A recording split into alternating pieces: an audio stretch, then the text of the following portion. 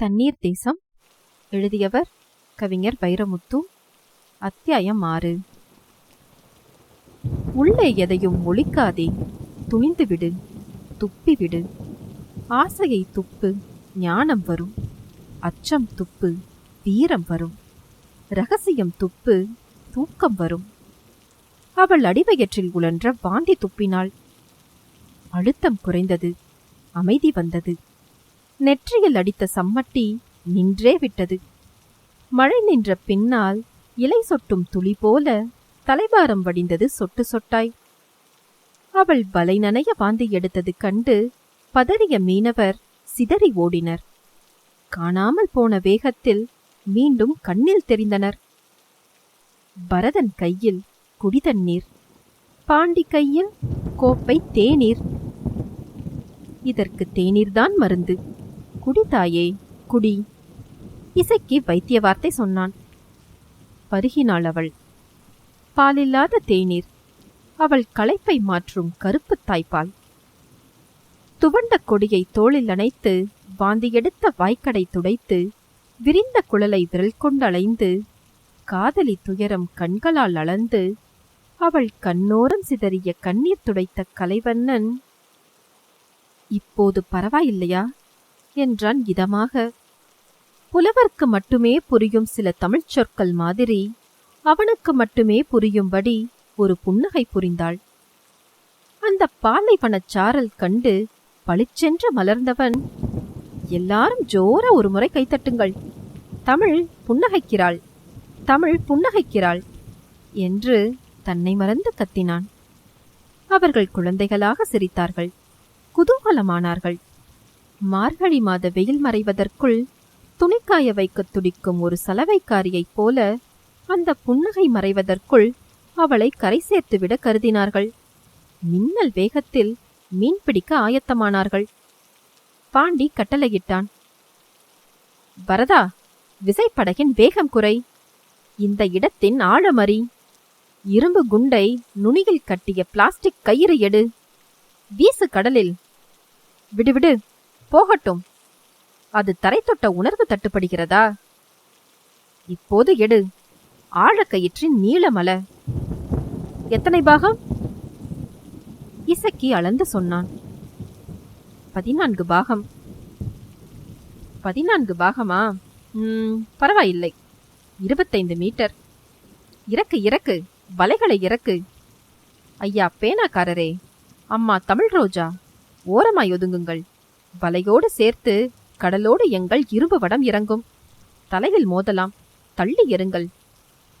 ஏ இசக்கி, ஏ சலீம், வலை விரிய வசதியாய் பக்க பலகை இறக்கு. கவனம், ஒவ்வொரு பலகையும் 90 கிலோ. நகர்த்திவிட்டு நகராவிட்டால் முகத்தை பீக்கும்.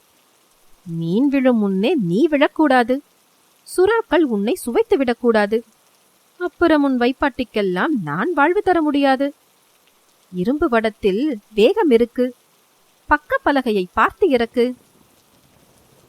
கடலில் எறிந்த வலை காணாமல் போக, மிதந்த மிதவைகள் அமிழ்ந்து போக, பக்க பலகைகளின் பாரம் அழுத்த, ஆடிக்காற்றில் பாவாடையாய் அகலப்பட்டது வலை. விழித்த விழி விழித்தபடி வியந்து நின்ற தமிழ் ரோஜா, படகுக்கு வால் முளைத்த மாதிரி வலை மிதந்து கொண்டே வருமா என்றாள். ஆமாம், கடலின் தரையை வலை தடவிக்கொண்டே வரும். வலை நீளும் எல்லைக்குள் எந்த மீன் வந்தாலும் அது வலைப்படும். வலையில் மாட்டிய மீனும் அரசியல்வாதியிடம் மாட்டிய பணமும் ஒன்றுதான். சிக்கினால் மீளாது. வெண்கல உண்டியலில் வெள்ளி காசுகளாய் ததும்பிச் சிரித்தாள் தமிழ் ரோஜா. இதுவல்லவோ நான் எதிர்பார்த்தது, இதுவல்லவோ என் மனம் கேட்டது. இதற்காக அல்லவோ நான் தண்ணீரில் தவம் இருப்பது. சிரி பெண்ணே, சிரி. இந்த கடல் இத்தனை யுகமாய் எத்தனை சிரித்ததோ அத்தனை சிரிப்பையும் மொத்தமாய் சிரி. சுக்கான் அறையில் பரதன், சமையல் அறையில் சலீம், விசைப்படகின் வெளித்தளத்தில் அணில் மனிதர்களாய் பாண்டியும் இசக்கியும். விசித்திர வாழ்க்கை இவர்களுக்கு என்றாள் தனிந்த குரலில் தமிழ். இல்லை, வேதனை வாழ்க்கை இவர்களுக்கு என்றான் தடித்த குரலில் கலை. விளங்கவில்லை. உனக்கு மட்டுமில்லை, உலகுக்கே விளங்கவில்லை. இவர்கள் இந்த மண்ணின் பூர்வ குடிகள். காற்றை எதிர்த்து கடல் கிழித்தவர்கள். கிழக்கிலும் மேற்கிலும் நம் நாகரிகத்தை நடவு செய்தவர்கள். பூமியின் மையக்கோட்டுக்கு மேலே போனவர்கள். ஆனால் இன்னும் வறுமை கோட்டுக்கு கீழே வாழ்பவர்கள். மனிதனின் முதல் தொழில் மீன்பிடித்தல்தான். வேட்டையே மீன் வேட்டையில்தான் ஆரம்பித்தது. இன்னும் பசிபிக் தீவுகளில் சில பழங்குடிகள் அம்பு தொடுத்துதான் மீன் பிடிக்கிறார்கள். அந்த பழந்தொழில் செய்த இனம் இன்னும் பழையதாகவே இருக்கிறது. இந்த மீன் நாற்றத்தில் மூக்கு மூடிக்கொள்கிற சில மனிதர்களைப் போலவே இவர்களை பார்த்தும் கண்மூடிக்கொண்டது காலமும். இயற்கை தாலாட்டினால் இந்த கடல் இவர்களுக்கு தொட்டில்.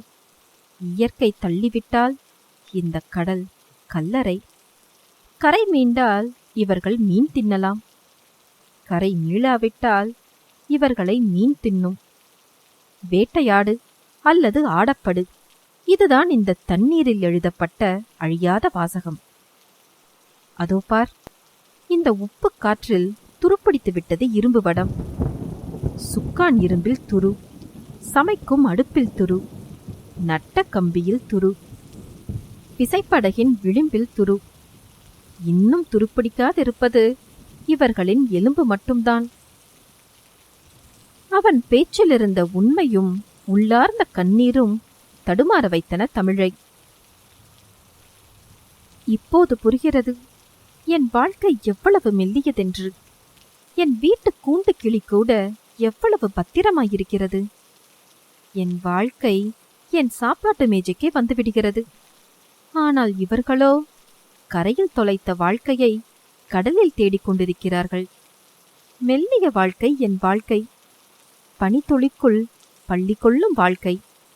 என் குரோட்டன்ஸ், என் செல்ல நாய், $1000 இலைகளின் மேலே அள்ளித் தெளித்த புள்ளிகள், காற்றாடும் மொட்டை மாடி, கண்ணடிக்கும் நட்சத்திரம், சுருக்கம் விழாத படுக்கை, சுதந்திரமான குளியல், கை நிறைய காசு, பை நிறைய கனவுகள். இந்த சந்தோஷ வட்டத்தில் நான் சௌகரியமாயிருக்கிறேன். ஆனால் இவர்களுக்காக நான் இறக்கப்பட முடியும். என்னால் இவர்களாக இருக்க முடியாது. என் சுவாச உறுப்புகள் தரைக்கு மட்டுமே ஏற்றவை. தண்ணீருக்குள் தள்ளாதீர்கள். அவள் சத்தமிட்டு பேசவில்லை. ஆனால் அவள் கருத்து உரத்து நின்றது. உண்மை சொல்கிறேன், உணர்ந்து சொல்கிறேன் என்ற உறுதி இருந்தது. வாடிய கீரையை தண்ணீர் தெளித்து வைப்பது மாதிரி வாடிய அவள் முகத்தில் வேர்வை தெளித்தது வெயில். தன் கசங்காத கைக்குட்டையில் அவளின் கசங்கிய முகம் துடைத்தான். தாயின் முதுகை கட்டிக்கொண்டு முதலாய் யானை பார்க்கும் ஒரு குழந்தையைப் போல் கலைவண்ணன் முதுகை கவசமாய்க் கொண்டு அவள் கடல் பார்த்தாள். பார்த்து வியந்து பயந்தவள் பதறிச் சொன்னாள், ஐயையோ, இதில் விழுந்தாள்? அவ்வளவுதான். குன்றில் தொலைந்த குன்றிமணிதான், கடலில் விழுந்த கடுகுதான். அவள் செல்ல கேள்விகளால் சீண்டினாள். இப்போது புயல் அடித்தாள்? அடிக்காது. புயல் நல்ல விருந்தாளி, சொல்லாமல் வருவதில்லை. திடீரென்று கடலுக்குள் எரிமலைகள் வெடித்தாள்? வங்காள விரிகுடாவில் அதற்கு வசதியில்லை. இது இந்து மகாசமுத்திரத்தின் குழந்தை. பெரும்பாலும் ஆழமில்லை, எரிமலைகள் எங்கும் இல்லை. பர்மா கரையோரம் செடுபா தீவுகளில் சின்ன சின்ன எரிமலைகள் உண்டு. ஆனால் அவை அனல் கக்குவதில்லை, மணல் கக்கும். முன்னாளில் இது கடல் என்று கூட கருதப்படவில்லை. கங்கை ஏரி என்பதுதான் இதன் சின்ன வயது செல்லப் பெயர். விசைப்படகில் ஓட்டை விழுந்து விறுவிறுவென்று நீர் புகுந்து மொத்தத்தில் எல்லோரும் மூழ்கிவிட்டால்? கவலை கொள்ளாதே கண்ணே, ஓர் அலையின் முதுகில் ஏறிக்கொண்டு உலகம் சுற்றி வருவோம். அவள் சலவை நிலவாய் சட்டென்று சிரித்தாள். அலை முதுகில் ஏறிக்கொண்டால் உலகம் சுற்ற முடியுமா? ஆமாம், தென்கடலில் தோன்றும் பேரலைகள் 24 மணி 50 நிமிடத்தில் உலகத்தை சுற்றிவிட்டு ஓடி வந்து விடுகின்றன. அப்படி எனக்கும் உனக்கும் ஓர் இலவச அலை கிடைக்காதா? சுற்றும் உலகத்தை நீர்வழியே சுற்றி வரமாட்டோமா? எனக்கு மீண்டும் தலை சுற்றுகிறது.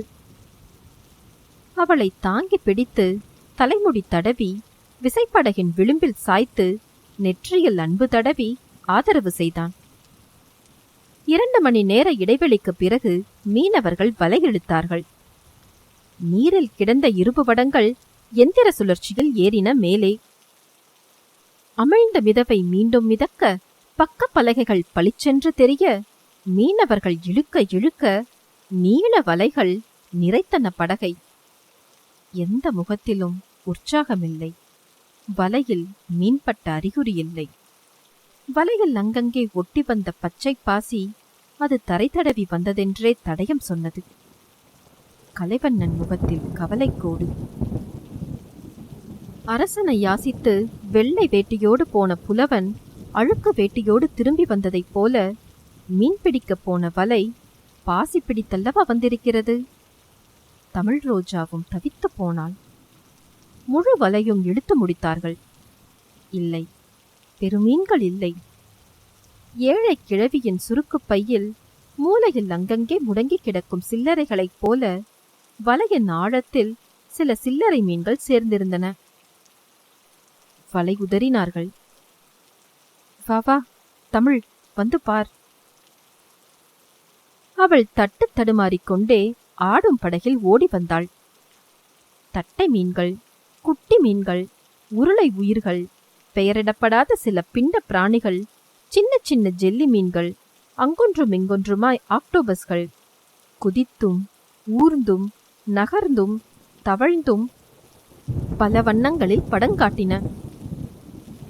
சரியாய் விழவில்லை. பாண்டி. சமையலுக்கே காணாதே. சலீம். இன்னொரு முறை வலை போட நேரமில்லை. தங்கை பாவம், தாங்காது. கரை திரும்ப வேண்டியதுதான். இசக்கி. எல்லார் முகத்திலும் கவலை வலை விரித்தது. கலைவண்ணன் தமிழ் ரோஜாவை தனியே அழைத்தான். அவள் உள்ளங்கைகளை தன் கன்னங்களில் ஒற்றிக்கொண்டு சொன்னான். இதோ பார் தமிழ், 30 கிலோமீட்டர் கடல் கடந்து வந்த பிறகு பெருங்கையோடு கரை திரும்புவது கால விரயம், காசு விரயம், டீசல் விரயம். பல்லை கடித்து பொறுத்துக்கொள். இன்னொரு வலைவீச்சுக்கு வாய்ப்பு கொடு. அவன் கெஞ்சினான். தலையை அழுத்தி பிடித்து உட்கார்ந்தவள் சற்று நேர போராட்டத்திற்குப் பிறகு சரி என்றாள். உப்பு கரித்த அவள் கன்னத்தில் இனிக்க இனிக்க முத்தமிட்டான். மீண்டும் பிளாஸ்டிக் கயிறு இறக்கி ஆழமறியப்பட்டது.